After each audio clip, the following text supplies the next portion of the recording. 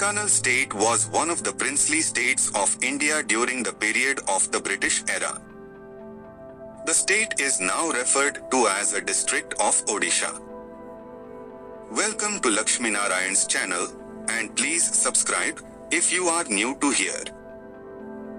In 1530 CE, Dhenkanal is reported to have been a local tribal kingdom under the rule of Sabar. A campaign launched by the Harisingh Vidyadhara, commander and minister of the Gazpati Maharaja, Prataprudra Dev, to bring it under the umbrage of the larger kingdom. Harisingh Vidyadhar belonged to the Bhoi dynasty, whose brother Govind Vidyadhar would later overthrow Prataprudra Dev's successors to become the Gazpati ruler of Odisha.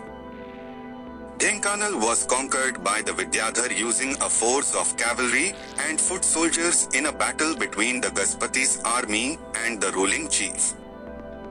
Vidyadhar was then appointed by Gazpati Maharaja as the Raja of Dhenkanal, and the Raja became the hereditary ruler.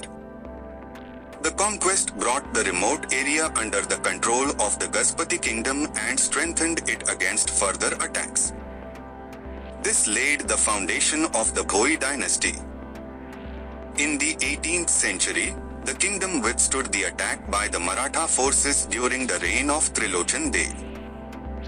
Raja Bhagirathi Pratap was a very popular and effective ruler who was decorated with hereditary title of Mahindra Bahadur. Raja Shri Sur Pratap Singh Deo, Mahindra Bahadur's eldest son, Prince Shankar Pratap, became Raja in the year 1926. He was young and still studying. Subsequently, he went to England to study bar at law. After his return to Dhenkanal, he put his mind to administration. While Raja Shri Shankar Pratap Singh Deo Mahindra Bahadur was in England, his younger brother, Pattayat Nusing Pratap Singh Deo, was ruling over Dhenkanal. He built his 100-room palace at Jatan Nagar with forced labor. The laborers were tortured badly. Raja's accountant also extracted money from common men. After all these incidents, people expected an improved state of affairs after Raja Shri Shankar Pratap would return from abroad and take over administration from his younger brother. The revolt was organized and mobilized mainly by Harmohan Patnaik, who was the grandson of Dhenkanal Bebarta Jagannath Patnaik and Devan Damodar Patnaik. Harmohan Patnaik formed the Dhenkanal Praja Mandal and was elected as its president. This was the first Praja Mandal of British India, and then Praja Mandals sprang up in all princely states of India as public organizations to resist the practices of the then Rajas and Maharajas. The British military force was mobilized by Raja Sahib to repress a revolt. A young boy named Bazi Raut refused to ferry the British military force by his boat. The British officer opened fire and killed Bazi Raut and 5 villagers.